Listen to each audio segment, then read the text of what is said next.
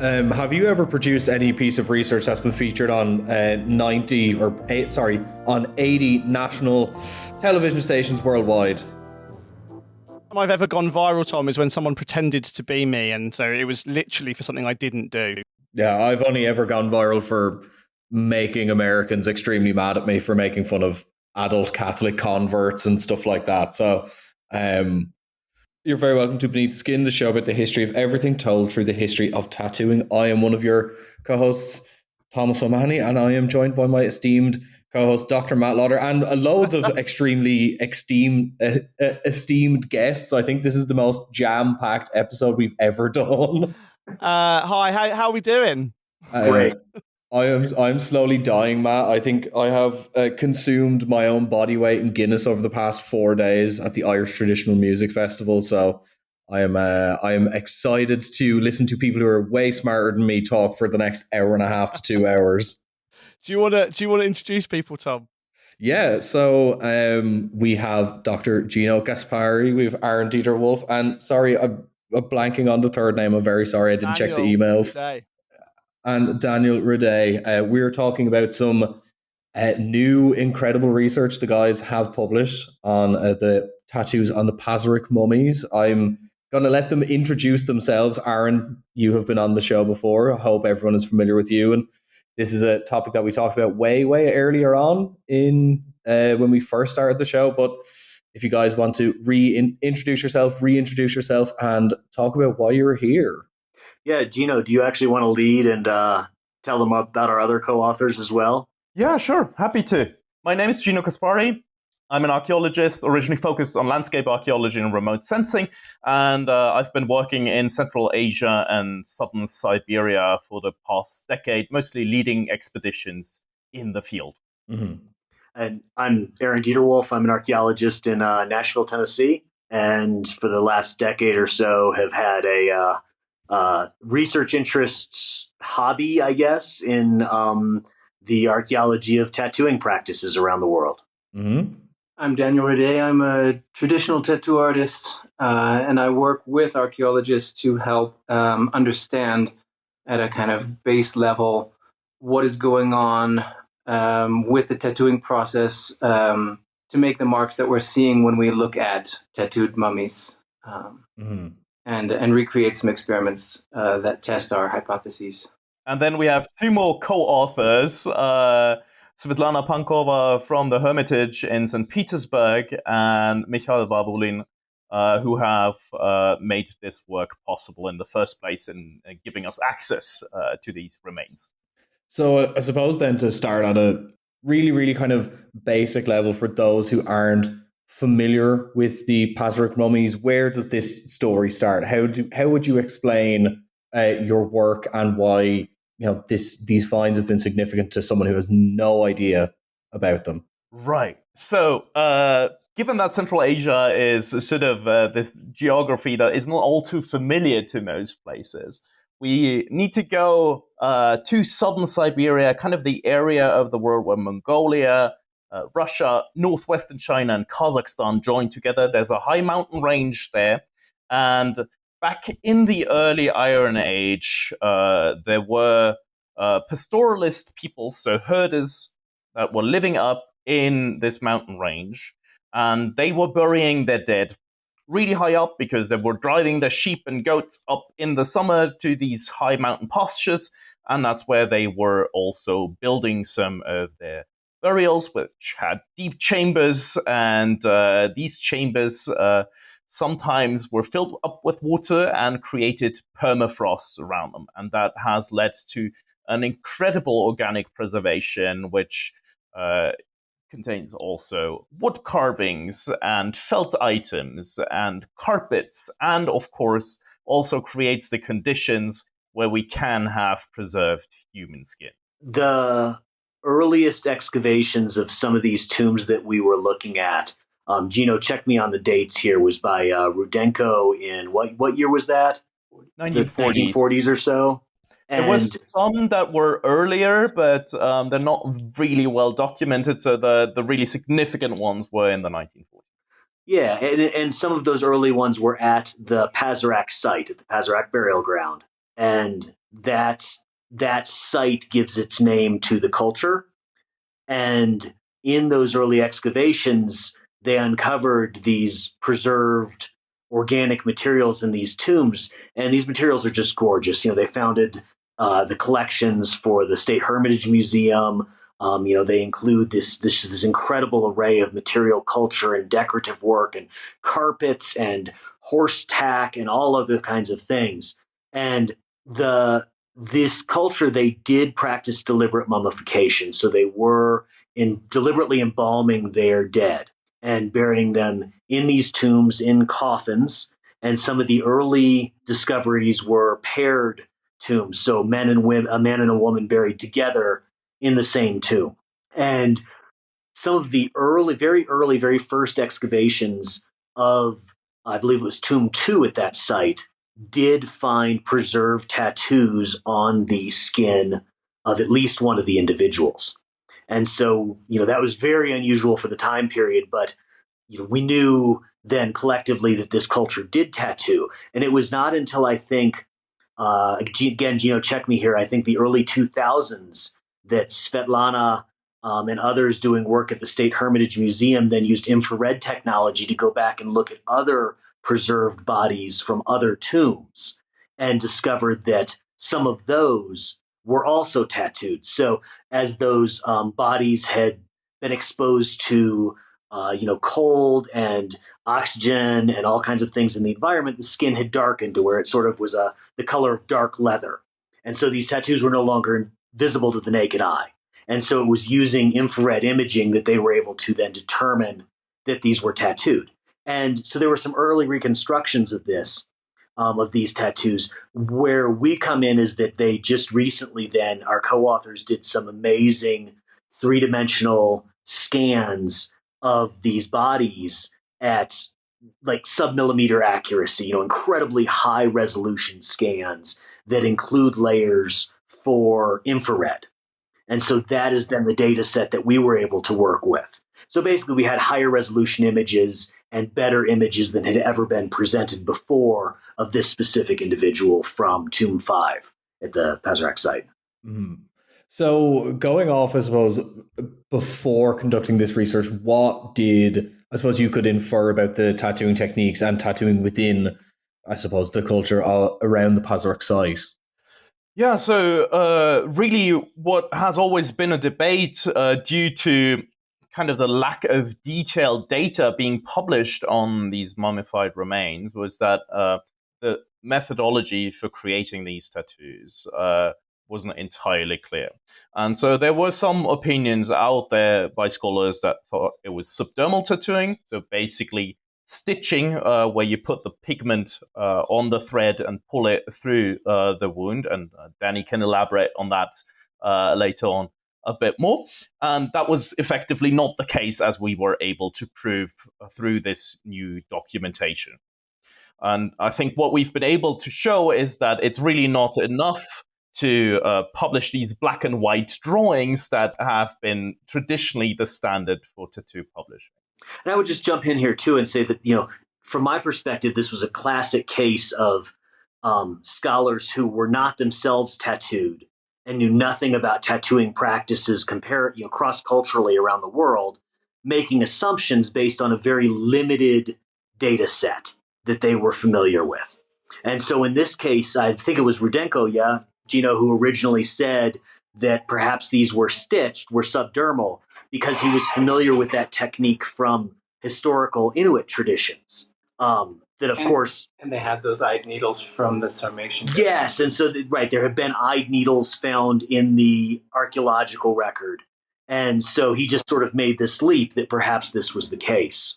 Yeah, and I suppose, Daniel, to ask you, about the new information about the tattooing in the paper, obviously and we'll get into, I suppose, the degree of the technology of how you got these incredible scans and for the data set, the kind of methodology of like the application of the tattoo where, there were, repositions or reapplication of ink to the needle.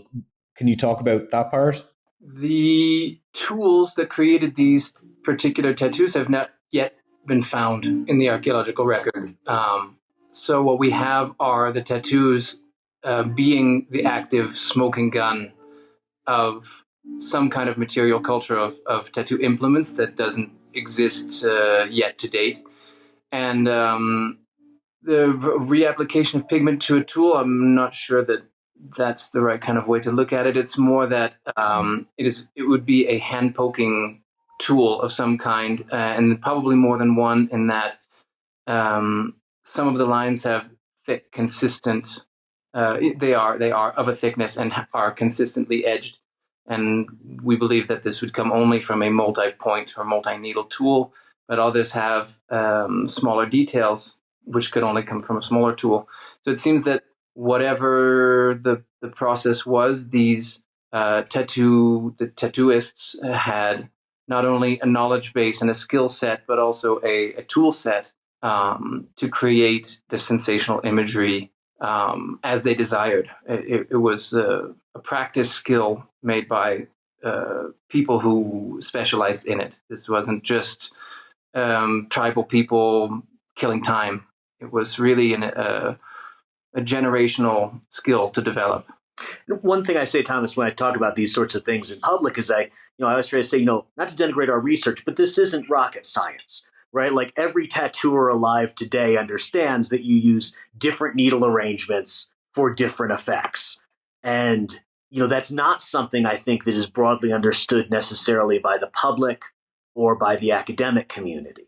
And so in this case, having the eyes of a professional hand poke tattooer, we can apply that knowledge to this scientific data and sort of merge those different viewpoints. And I think that's really the important thing that comes out of this. Yeah, absolutely. Also, that's what you and Daniel brought to the table. You guys have brought to the table, right? Like just approaching these paleoarchaeological questions that have been sort of dealt with in a very kind of abstracted way, back to the the kind of mechanics and the practices, and also the cultural context of what it means to make a mark on the skin. And I think if anything, amongst all the things that your research methodologies have brought to the table, it's that, right? It's actually, like, as you said, the stuff that people like you, Daniel, understand just quite straightforwardly and not obvious to most people who've studied this stuff in the past, right? Yeah, and I think Aaron is right, but exactly that kind of obvious part from the tattooer's point of view is actually quite a big part of the innovative aspect of the paper, because especially for me, it's been a joy to work across fields, not only internationally, but actually take a step outside of academia and work with real practitioners who bring a completely different viewpoint to the table. And honestly, I think there's a lesson in there more broadly for archaeology, because we are dealing very often with highly practical questions. And as an academic per se, you do not have the experience that it takes to really look into the details of crafts. It takes a lot of practice and actually doing with your own hands and experiencing this. And this is something that often gets lost in academic publications. And so I think this is one way to bring this back and make it relevant to a broader practice. Yeah, I think Gino's exactly right there, right? I mean, we as archaeologists tend to do things like take 1,000 years of broken ceramics and break them into typologies based on, temper and what the surface decoration is. But we lose sight of the fact that these are generational craft practices, that there are these chains of knowledge and transmission of knowledge that go along with these cute little discrete typologies that we've created. So we lose track of the individuals. And of I that think agency. as well for me, right? Like what I was struck by in this paper and in the broader body of work it comes from, right, is not just that prior scholars didn't know or didn't know how to know, I suppose, these questions, but they didn't want to know. Like, I think for me, reading these papers, like, where you sort of point out, as you even just said then, Daniel, like what this can unlock, right? Just the very question of like how these were made. It's not just a kind of basic question of technology. It's also a question of culture and therefore maybe of meaning and of, as you said, generational practice. So like, I don't know if you guys have had it's sort of beyond the little remit of the paper a little bit, really, but I wonder if you guys had any thoughts about like why it's taken so long to start even asking these kind of questions of this material. Because I mean, these Pazyryk people's bodies have been, as you said, known about for decades, and some of the technology you guys use is novel, but not all of it. So, like, what's the kind of what's the reasons that these questions haven't been asked before?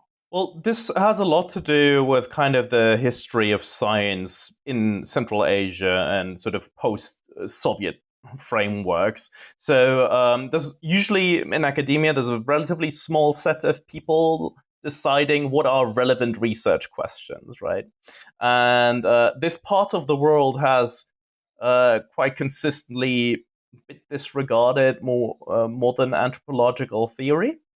And so a lot of the steps into post-processual archaeology haven't really been made in the area.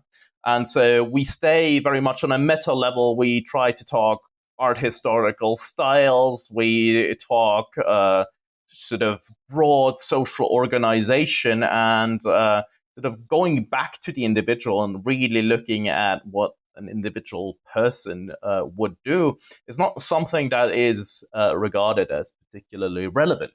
I think it's not just the Pazyryk and Siberian mummies as well.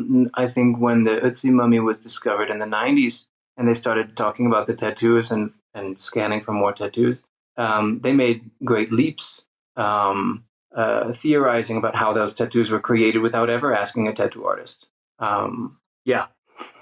Well, and I think, too, that I feel like for most of the last several decades, when we talk about, or we as a Western culture talk about tattoos in indigenous or ancient societies, the dialogue focuses on what these mean, on the meaning of the marks on skin.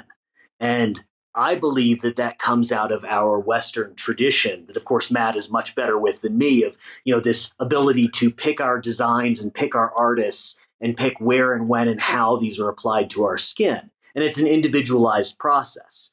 And I believe that for most of the history of tattooing, that was not the case. These were, culturally mediated, culturally mandated. These were things that there was not a lot of individual choice baked into the process of becoming marked.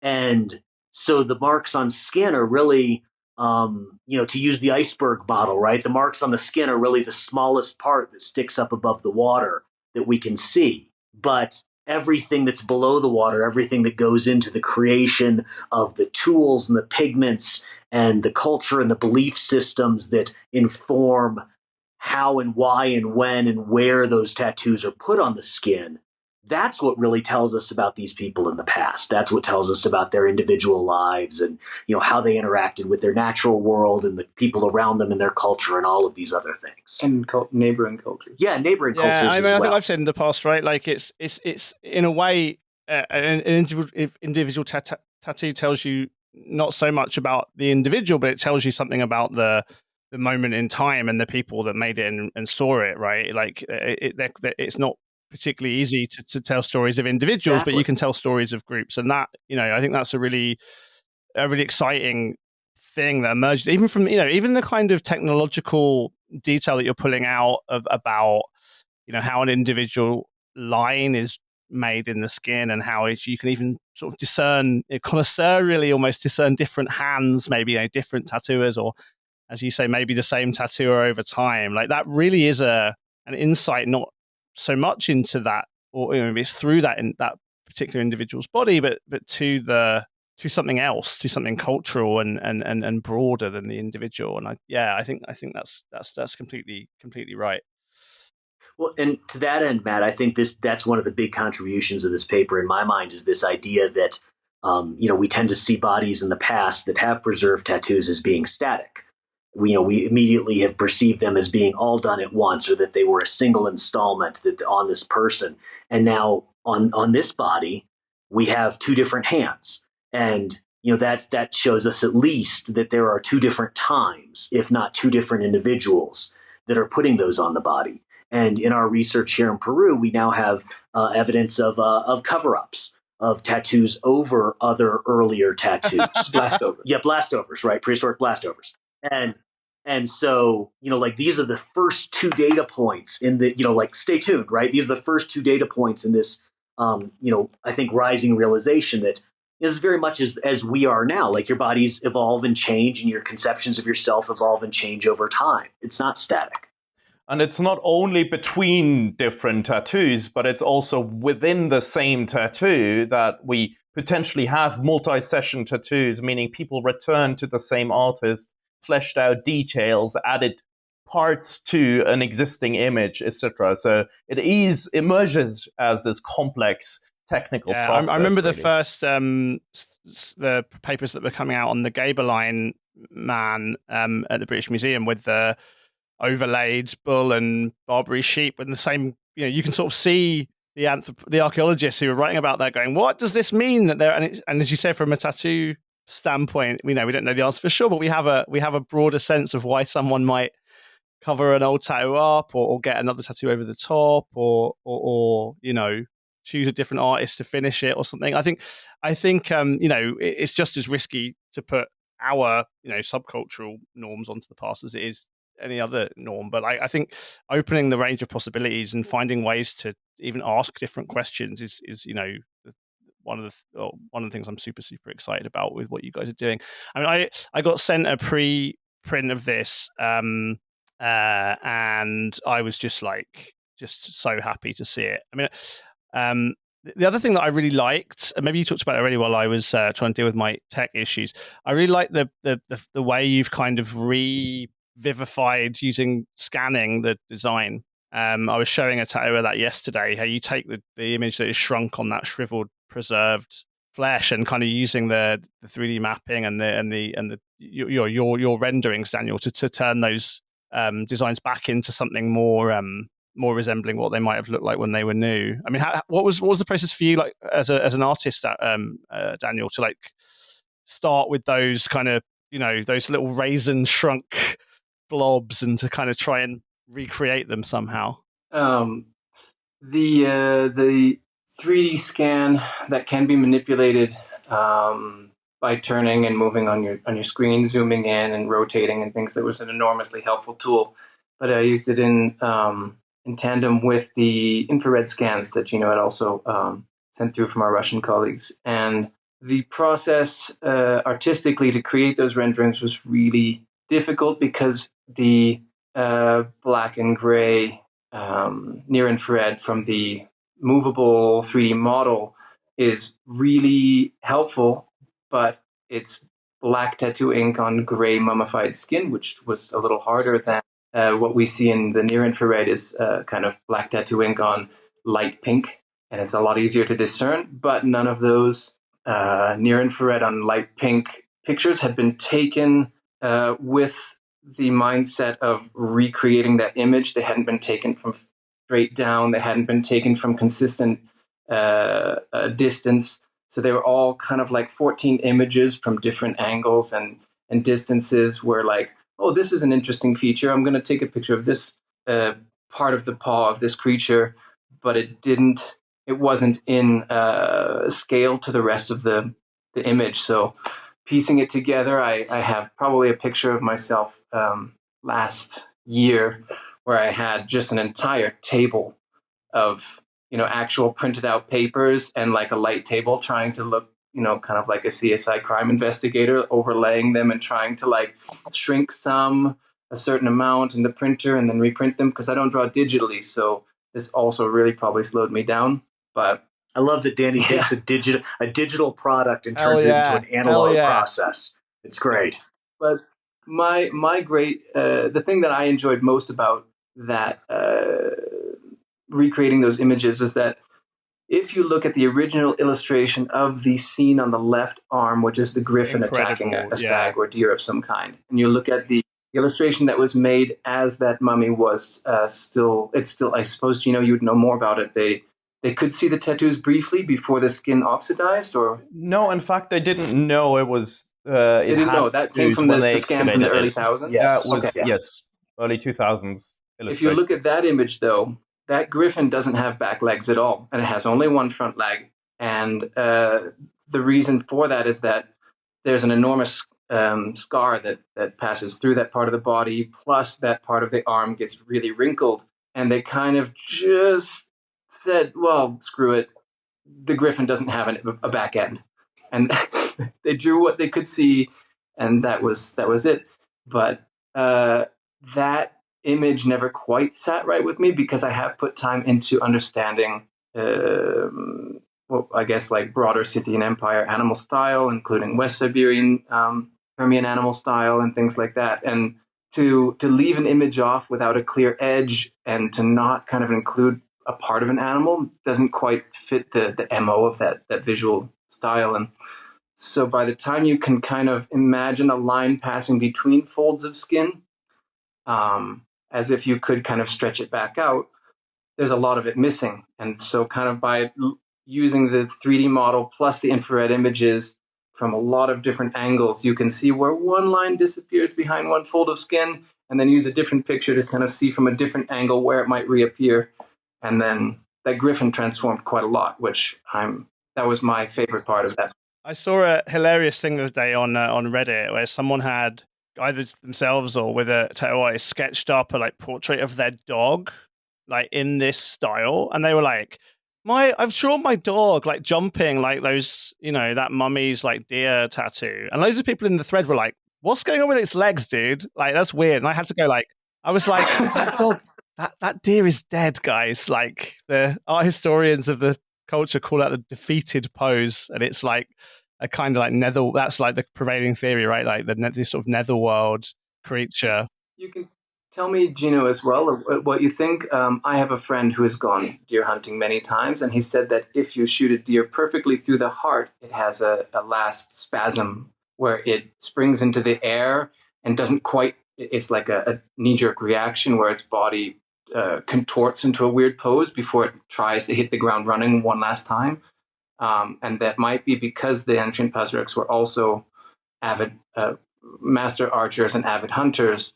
That might be as well as an image of an ideal sort of situation of death, an ideal scene of death that is the best case scenario of that. But I mean, it's a possible interpretation, and of course brings us back to, approaching the meaning of these images. Personally, the Pazyryk culture is a prehistoric culture. Will never approach the real richness and embeddedness of meaning within that cultural framework, I think.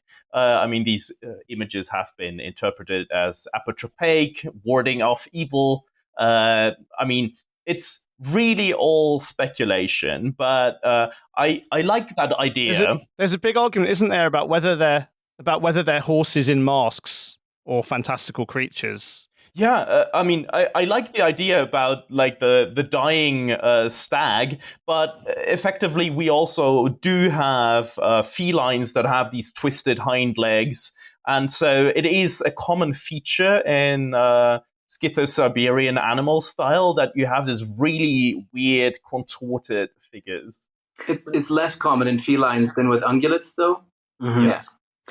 Another one of the things I really liked about Danny's reconstruction on the right arm was recognizing how it would interact with the physical characteristics of the unshrunken skin, and how it would bend around the wrist and the joints on the wrist, and how that placement was very deliberative. The artist could have moved it up 3 inches and avoided that entirely, but instead they worked the wrist bone and the curves of the hand and wrist into it, is I think very cool. That's the scene of the 3 big cats and the 2 ungulates fighting, which is the greatest 1950s flash sheet I've ever seen, painted. It's the rump of the deer that hugs the wrist bone there. That would have been the place the whole tattoo was based off of, and you can see how round it is if you're looking at the picture. It would have really sit well. It's cleverly placed. That's amazing. That's really cool. And it was really cool to see how there's easier places and harder places on the body to tattoo, and to really fit a scene onto something that actually harmonizes with the anatomical features. that really speaks volumes about the skill involved, I think.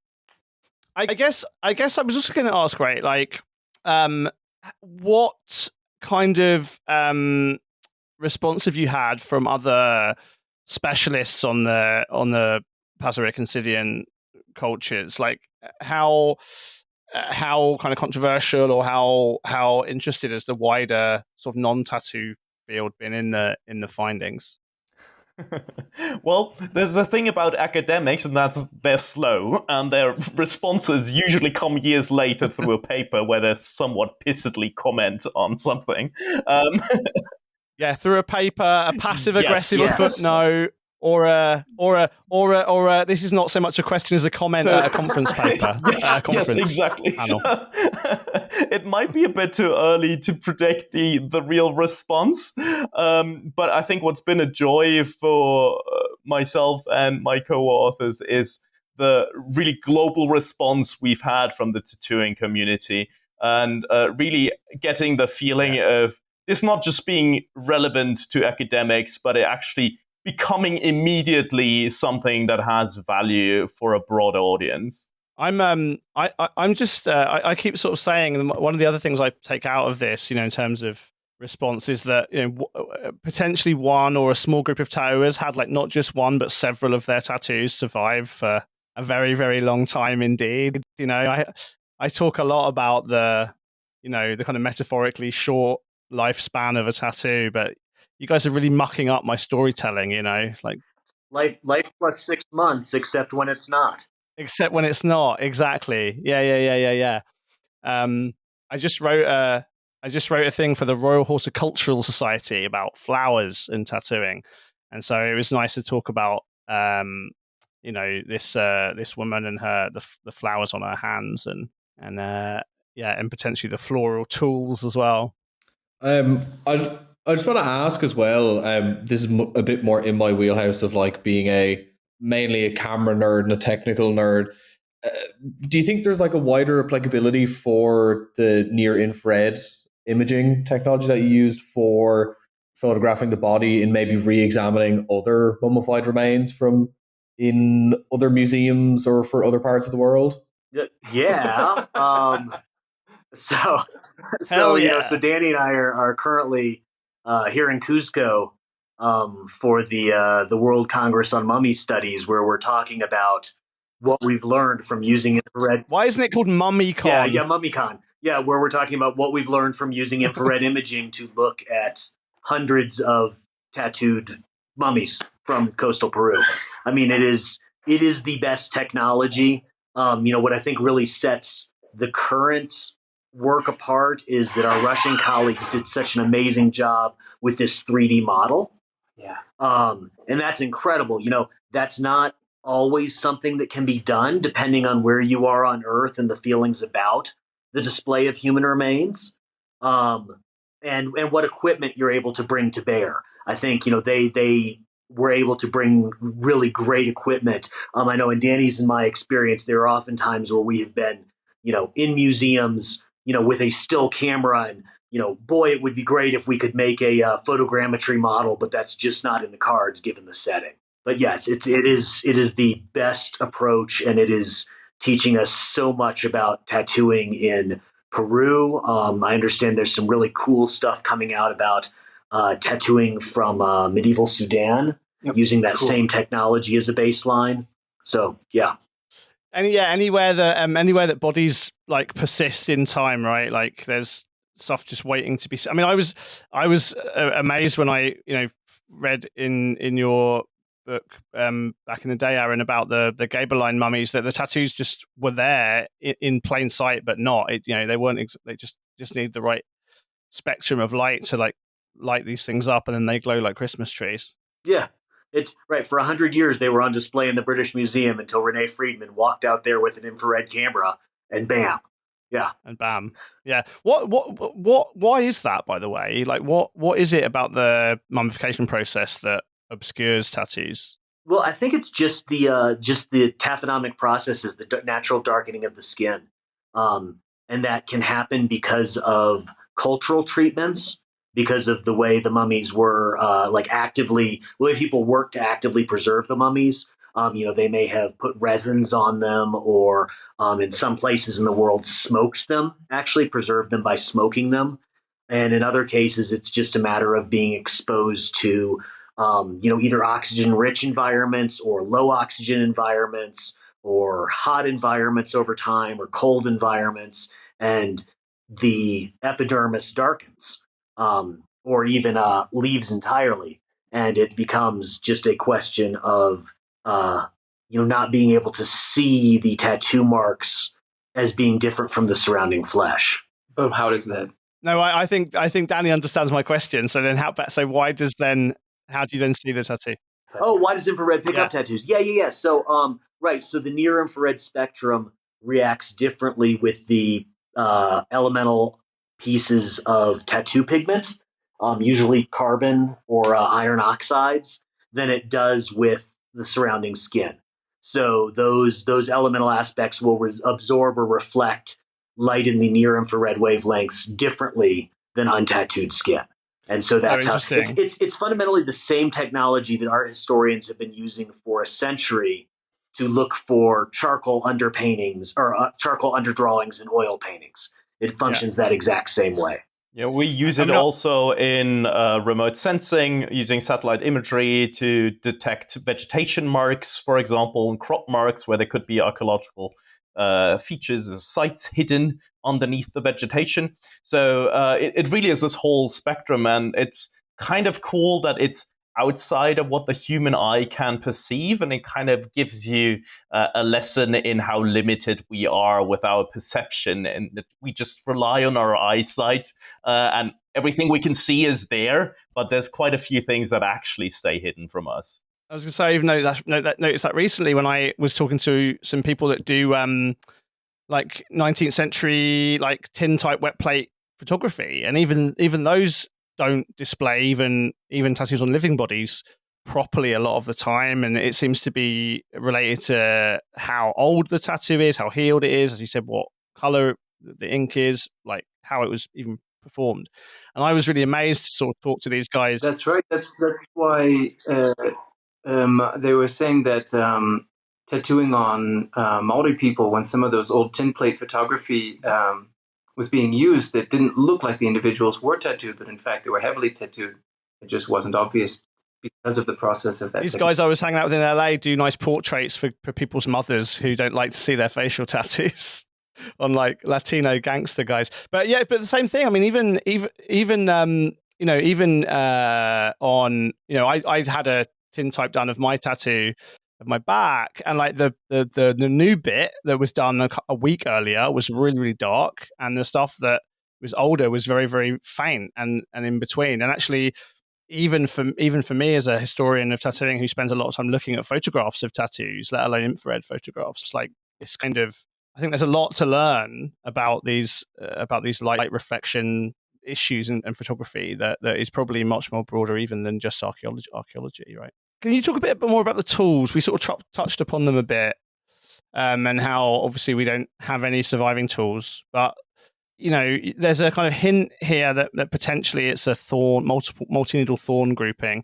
I mean, a lot of your work, Dan, has been building and experimenting with tools and seeing what kind of marks they make. Like, so once you'd got these photographs and you'd got these images and you sort of done these recreations, did you then go about trying to think about the tool, or how did that step of the research kind of come into the conversation? I have a sort of best case scenario, ideal Pazyryk style tool. I would say 80% complete. I'll test it once we're back from Peru, once I've got a little time when my busy season finishes. And I'm happy to share all those results as well.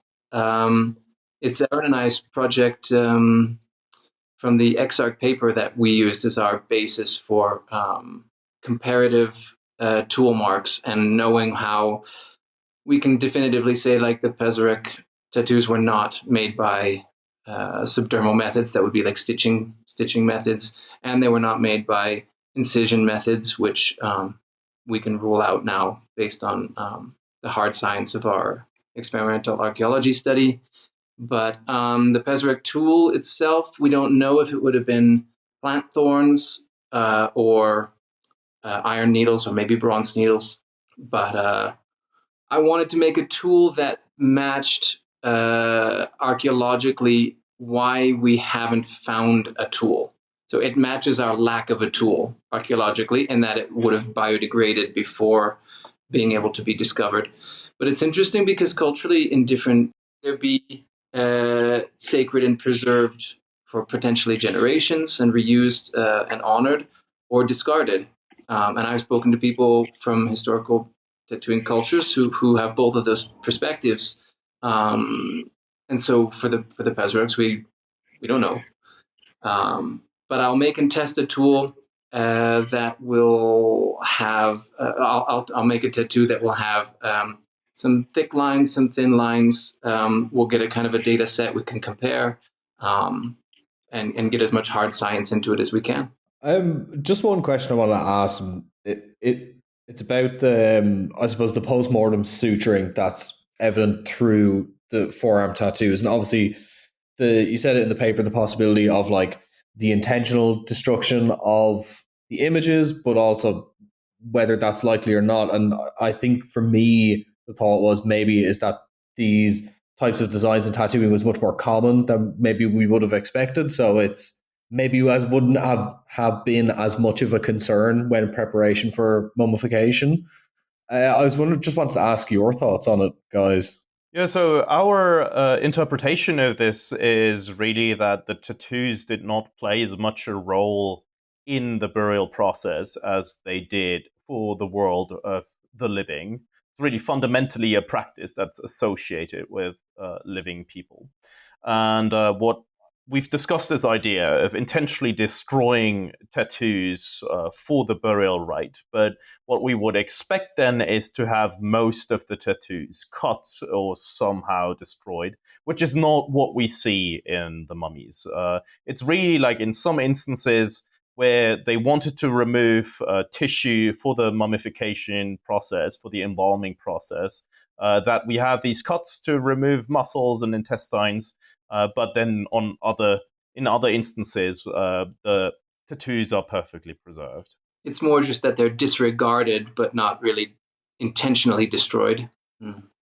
Well, and I would just say too that this is of course our interpretation, but we have such a small sample to work with here, and even really we have high resolution images from this one individual, and so the next step here is that we need to have better resolution images from all of the other Pazyryk tattoos.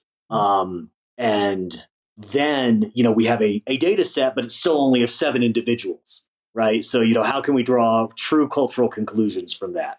True. Although you have to say, like, considering the rarity of, preservation of mummified remains, in fact, all the Pazyryk mummies have been tattooed.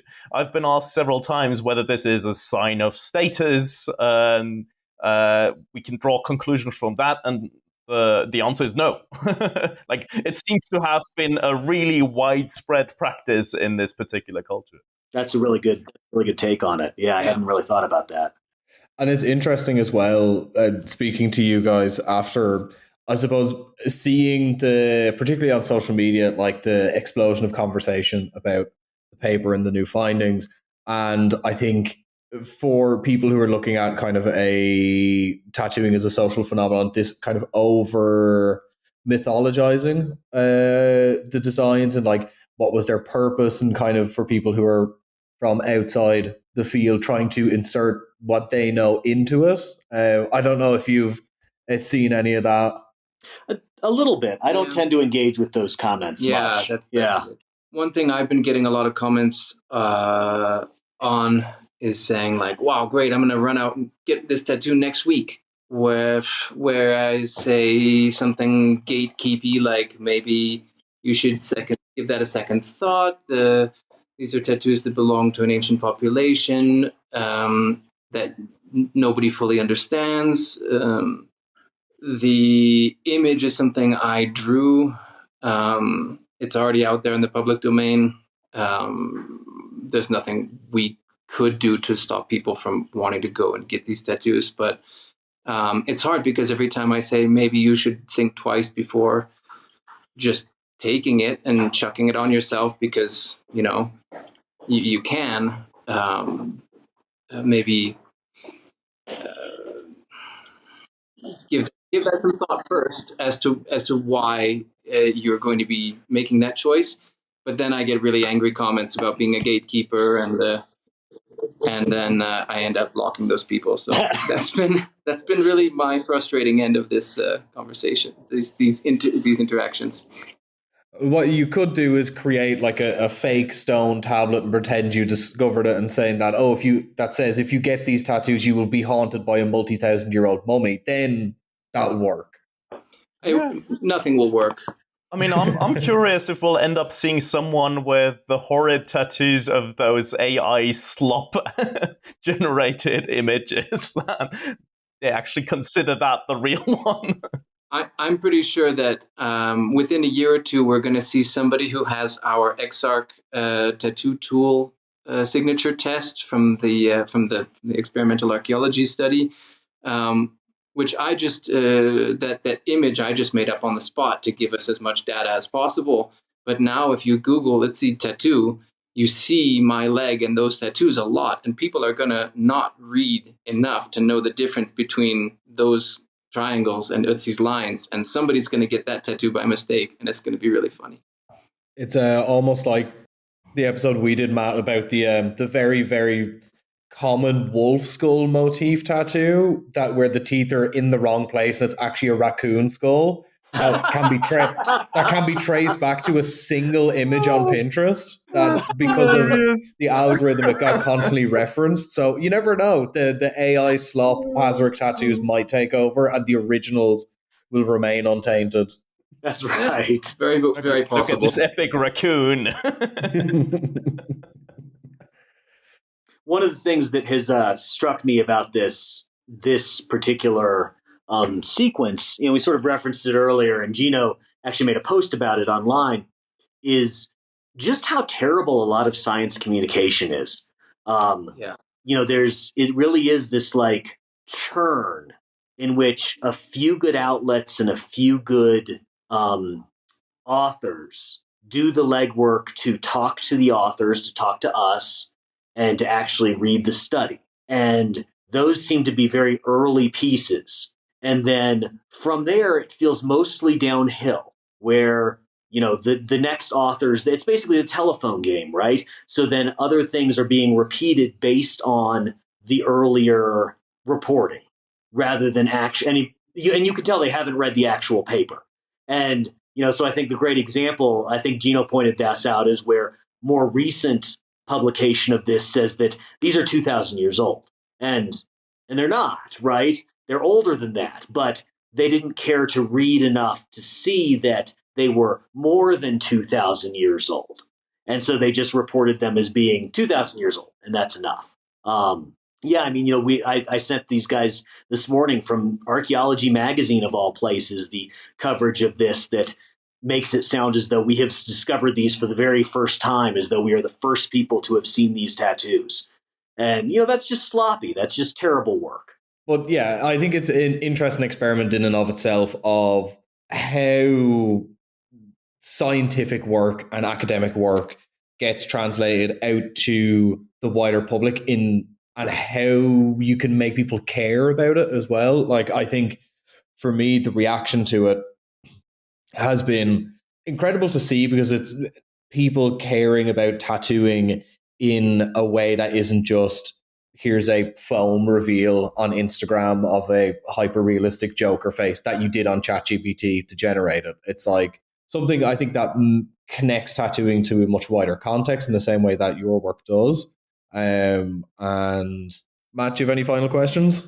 I wanted to ask Gino about the politics of all this, actually, if you can talk much about it, because I was super fascinated when I was writing about Ochibala and all of the kind of necropolitics and petropolitics of her body, like just how important these individuals are for sort of competing accounts of like, ethnic Russian nationalism and ethnic Altai nationalism and stuff. So, and I know it's obviously part of the process as you're working, and actually probably in some senses, like, some of the work, maybe not this paper specifically, but I know some of the research onto these individuals' bodies has been politicized in various ways. So I don't know. I'm sort of interested just to see how you navigate that and what that's like as a researcher having to work in the region. And you obviously work with Russian colleagues as well who have to navigate that too. Right. So I mean, first of all, tattooing archaeology is indigenous archaeology, full stop. And I think Aaron has put that as sort of the main paradigm right on his Insta page, and it is true. It's a very important part of what we're dealing with. That being said, the frameworks regarding human bodies and ancestors are really diverse depending on where you are. They depend on sort of the colonial cultural history of a place, which is fundamentally different in sort of post-Soviet states than it is, for example, in the United States. So in Russia, for example, display of human remains is not at all perceived as much an issue as it is in the United States. So that's also why we can share these things with a broader public. These are all considerations that we have to take into account. And I have previously worked quite a lot, run excavations in southern Siberia, where we've really done a full-on community archaeology, where out of 3 archaeologists that actually exist in Tuva Republic, 2 of them have been working with me directly on my project. And I think there was a lot of back and forth knowledge exchange, both in terms of methodology, but also a lot of really important local knowledge. Like all sides were actually enriching each other in collaborating on this research. Yeah. I mean, because for people who maybe didn't listen to our previous episodes on this or haven't read my book on that, I mean, one of the issues with one of these bodies was that it was, the Russians were like, this proves that you indigenous community out in Siberia who are demanding more autonomy don't deserve it because your ancestors don't come from here. And on the flip side, that community themselves were sort of saying, actually, we consider this woman one of our most important ancestors, and her body and her presence in this land is indicative for us of our connection to it. And I know, over the last probably 30 years, right, like that's been a kind of very complex discussion about whose story this is or these are, and how they get told and how they get displayed, and of course it's all caught up, as you said, in the post-Soviet nationalist and indigenous politics in that region, and lots of conversations about climate change and about oil rights in that region. And it's so interesting that these sort of nerdy tattoo stories on the one hand become, as you said, like these big anchor points or indexes of much bigger conversations. Yes, they are, right? And they are also not. It's quite interesting how these remains can become a sort of anchor point for discussion. And what I think you're referring to is mostly the Okok Princess, where we've had a lot of these discussions, yes, where some of my colleagues have actually tried to return human remains that were removed from the Altai early on, and the local museum was just like, what should we do with this? It's just bones. We don't care. So it is like, not all bones, not all human remains are equal. And and that's also itself culturally specific, isn't it? We it can't is project, culturally specific, one particular. But also, I think indigenous people are political people, and they make political decisions as well. I think sometimes that gets a bit forgotten in like almost a kind of neo-romanticism of sort of the noble savage. I think it's very important to first and foremost treat people as people, right? So there's really, it's a very, very complex topic, and all kind of like broad generalizations are sort of doomed to fail if you're not very intimately familiar with the geographical space, the cultural space, and the people there personally. Yeah, I mean, and that in a way, I guess, is sort of what you were touching upon as well, just with the images as well, Daniel, right? Like, it's very easy to kind of just misread this or only read it as like, these are some cool tattoos, which they are, of course, but also they're other things. They're kind of, they're kind of indexical of something else, which is worth remembering. I read a lot of the papers on these people's bodies, like going back to the earlier ones, and it's really interesting to see how the tone of the archaeology has changed, and how the sort of politics, both kind of micro and macro of it is changing and developing, and just how, I mean, I think, as you said right at the beginning, Aaron, like, in some sense, this isn't rocket science. You've just kind of looked at these as tattoos, in a straightforward way. But doing that, I think, is actually, has added a lot of nuance and specificity to the whole story. Yeah, weirdly, right? I mean, I think that's one of my big takeaways from the last decade has been that, yeah, weirdly stepping back and talking about these things in, realistic terms rather than just sort of, waving your hands and being like, oh, they were whatever.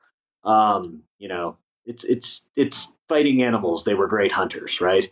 Talking about them in terms that are meaningful to modern tattooers or to indigenous practitioners or descendant communities. I mean, that's how we learn about them.